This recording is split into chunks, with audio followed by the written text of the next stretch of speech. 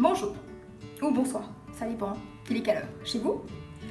Alors, c'est ma première vidéo, c'est ma première chaîne YouTube, donc ça s'appelle Muscle and Keto.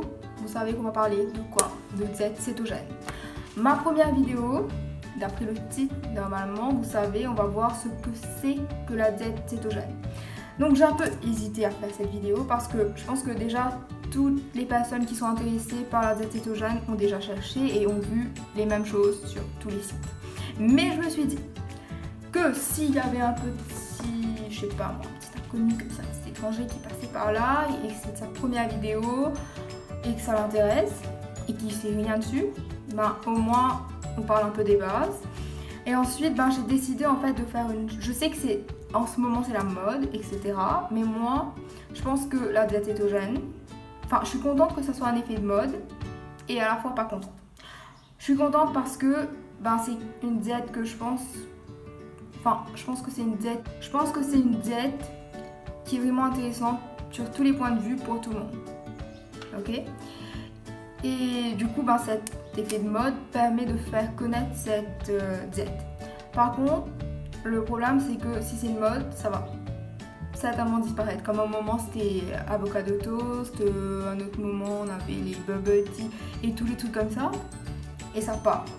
Mais pour le coup, là, la diète cétogène, moi, je vais faire une chaîne dessus parce que je trouve que en français, ben, y a pas beaucoup de chaînes ou de sites qui donnent des informations précises sur ce qu'on cherche en fait. Par exemple, si on va chercher comment s'entraîner, comment manger, pourquoi ça c'est meilleur que ça en termes de lipides, etc. Ben, on n'a pas vraiment de précision, mais c'est plus sur les sites anglais. Et il y a beaucoup de recherches qui se font en ce moment. Bien sûr, on n'est qu'au début, mais en français, c'est toujours très limité en fait. Et ben, je fais cette chaîne en fait pour partager un peu les informations à tout le monde, mais après, je sais pas encore ce que je vais faire de cette chaîne. Soit ça sera vraiment scientifique, ou alors un peu en mode de moi ce que je fais et ce que je recommande. Enfin, je sais pas encore si... Ou peut-être même mélanger les deux, je pense que ça sera ça. Faire un peu ce que je... Enfin, je veux pas me sentir obligée de faire quelque chose, mais faire ce qui vous plaît, ce qui me plaît à la fois. Donc, on va essayer de pas faire des vidéos trop longues, parce que moi, personnellement, j'aime pas regarder des vidéos trop longues, enfin, j'aime qu'on arrive au but. Donc, on va commencer. Qu'est-ce que la diète cétogène? J'ai pris les notes, petit carnet. Alors, on va commencer par comment l'homme a découvert cette diète. Donc, c'est tout simple. En fait, c'était genre l'homme a découvert ça comme traitement pour les épileptiques.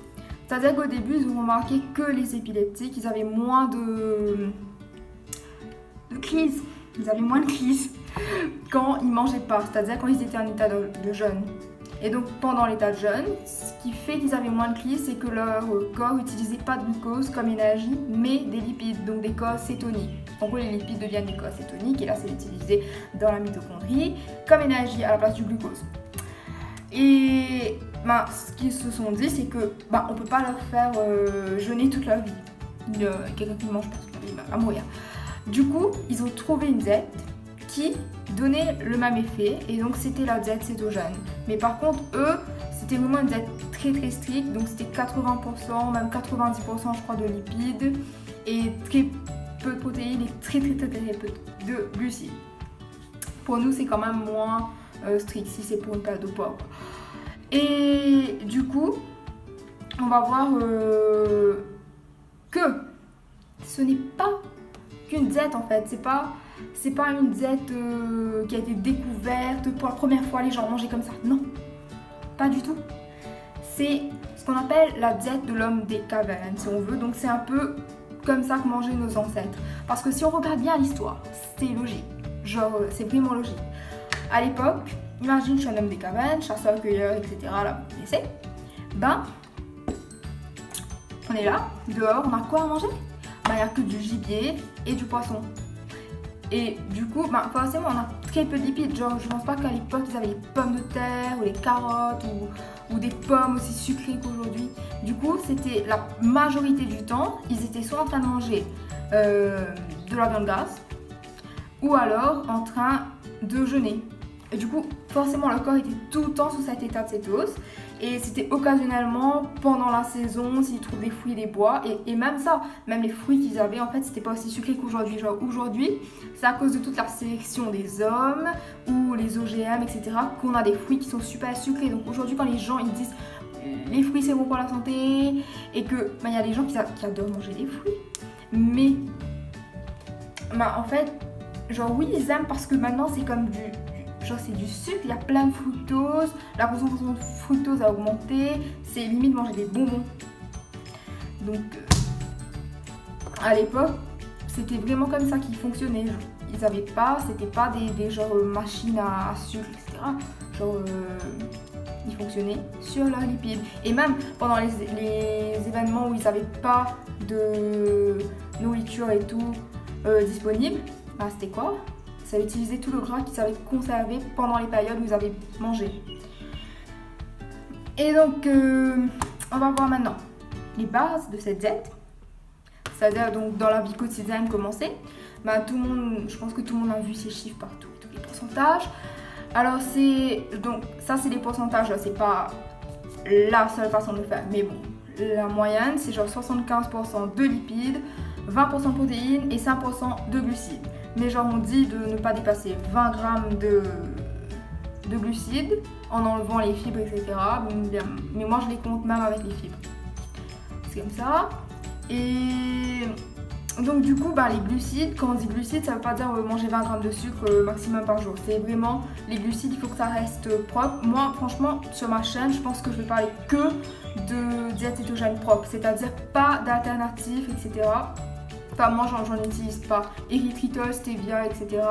Je pense que c'est pas du tout bon, même s'il n'y a pas de calories, même s'il n'y a pas de sucre, pour le système nerveux, parce qu'il y a quand même un microbiome dans notre estomac. Et genre eux ils sont infectés, ils envoient les signaux alors que tu reçois pas de sucre, etc. Je pense que ça bousille les trucs avec nous et c'est ça qui entraîne les envies des fois, etc. Et c'est genre, vaut mieux, moi franchement, je veux vraiment imiter comment ils mangeaient avant. Parce que je pense que le corps est adapté à cette nutrition. Et notre corps est toujours adapté parce que ça fait que 100 ans qu'on a commencé, 100 ans un peu plus, à manger vraiment beaucoup plus de glucides. Mais notre corps, il est genre en 100 ans, en 200 ans, il ne change pas génétiquement. Il est fait pour manger comme il mangeait il y a, je sais pas, des milliers d'années. Donc voilà, il n'y avait pas d'érythritol à l'époque. Ok, donc on mange pas d'érythritol. Bref, ça c'était pour les glucides. Les glucides, il faut que ça reste. Franchement, les légumes crucifères comme brocoli, chou-fleur, le chou, les choux de Bruxelles, il faut manger les épinards et des trucs comme ça.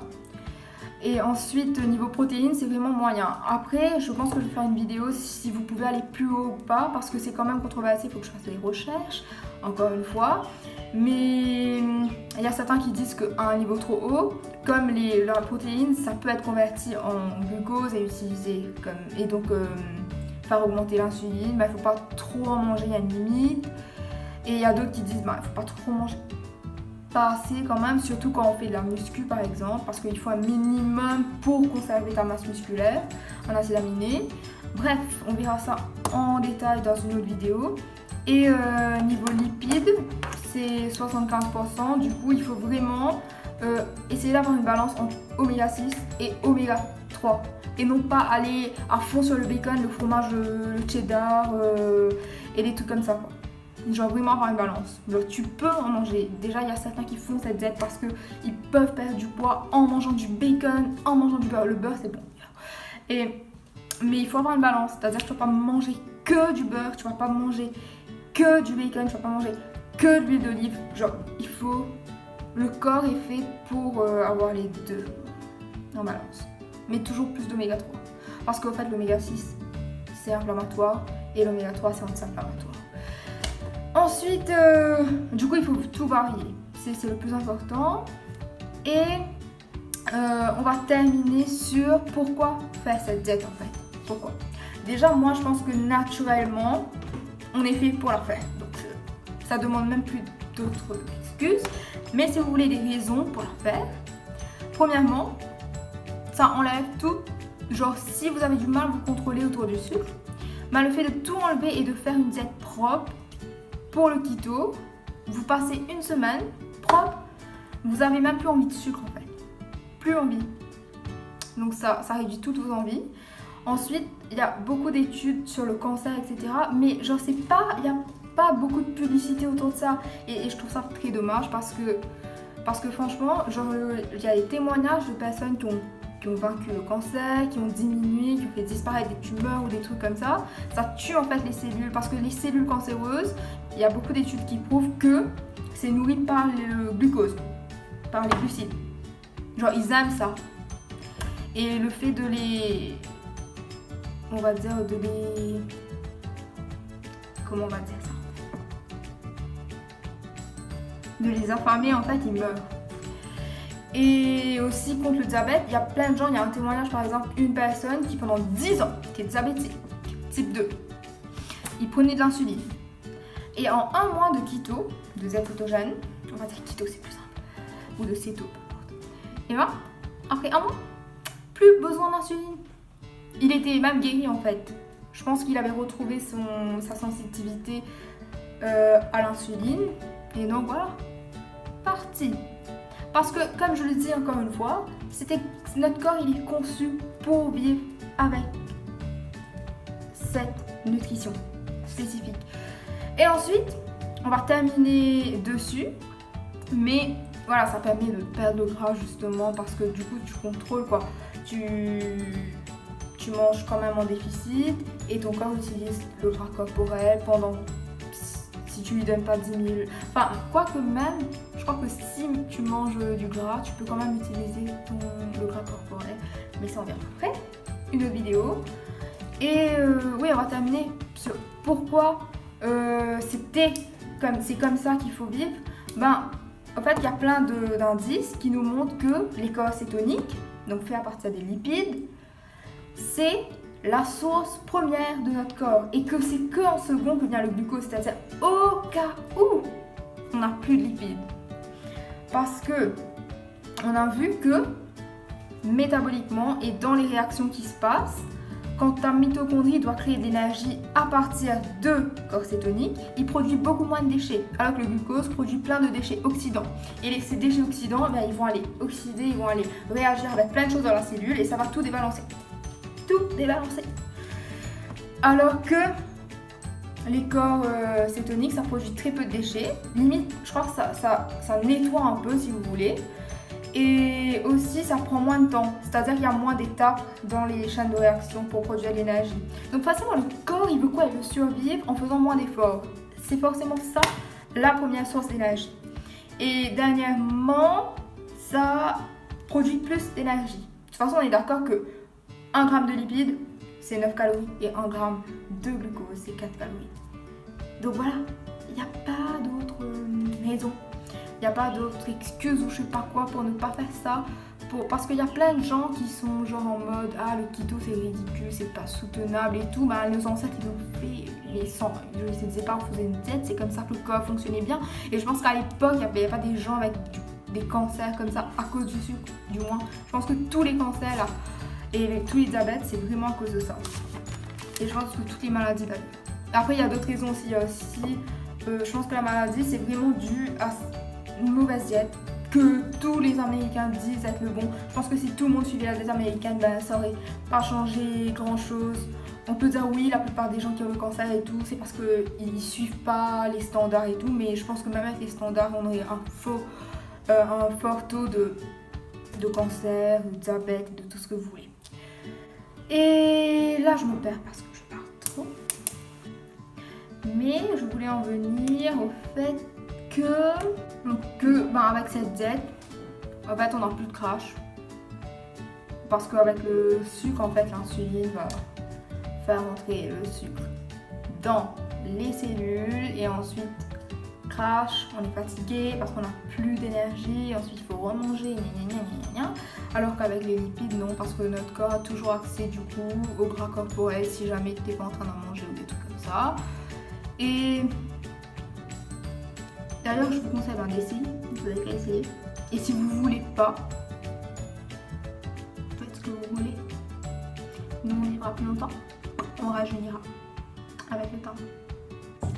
Et pour finir, juste laissez en commentaire vraiment toutes les vidéos que vous voudriez que je fasse. Par exemple, soit vous me dites genre de quoi je dois parler dans une vidéo, par exemple de comment vous entraîner quand on est en diète cétogène, comment commencer une diète cétogène, au début comment on va se sentir, si c'est normal ou pas.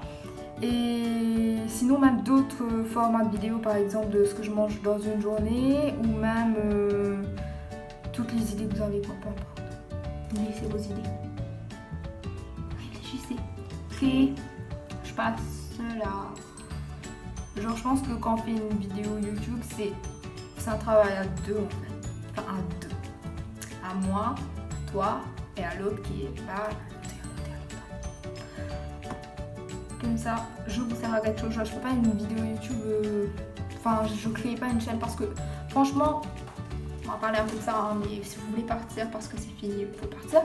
Mais genre aujourd'hui, genre créer une chaîne YouTube, genre juste parce que genre on aime quelque chose, un format et on veut faire pareil, bah ça sert pas à grand chose. Genre franchement, si ça te permet d'exprimer, etc., tant mieux.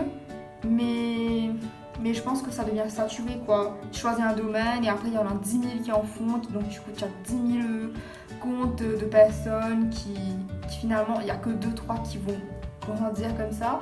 Mais je pense qu'il ne faut pas se lancer dans un esprit de genre oui je veux faire ça de ma vie. Aujourd'hui youtubeur c'est un peu... Sauf si vraiment vous avez une idée et que vous savez que ça va aider les gens, ça va divertir les gens, allez-y. Mais... Après moi je pense vraiment comme si qu'il en manque genre des vidéos sur la diète cétogène en français. Du coup voilà, je me lance un peu. Mais genre ça c'est juste un passe-temps parce que je suis en année sabbatique et j'ai plein de temps. Donc voilà. Donc pareil, n'oubliez pas de commenter s'il vous plaît. Je préfère les commentaires que les likes.